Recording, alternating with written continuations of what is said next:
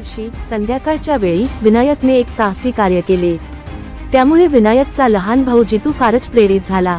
त्याला सुद्धा त्याच्या मोठ्या भावासारखं शक्तिशाली बनायचं होतं आणि म्हणून जितू एकटाच एका मोहिमेवर निघाला।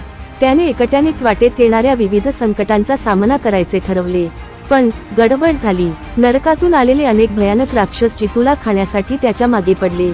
बिचारा जितू जीव वाचवण्यासाठी घाबरून पळू लागला।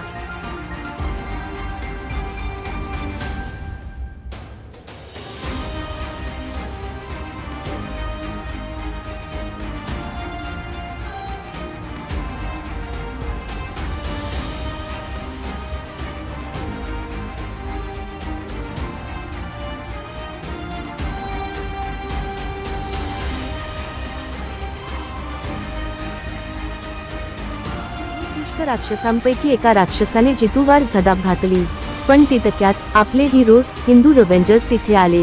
हिंदू रेव्हेंजर्सचे नारायण, विश्वनाथ आणि जितूचा मोठा भाऊ विनायक हे तिघे तिकडे उपस्थित झाले जितूला वाचविण्यासाठी आणि दुष्टांचा सर्वनाश करण्यासाठी।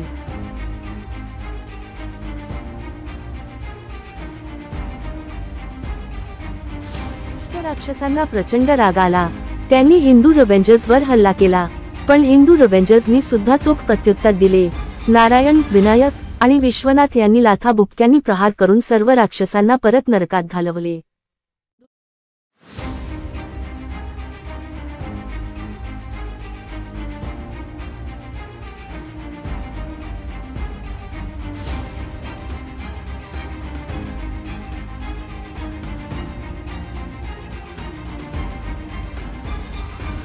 अशा प्रकारे हिंदू रेव्हेंजर्स यांनी दुष्ट राक्षसांना अद्दल घडवली आणि छोट्या जितूचे रक्षण केले।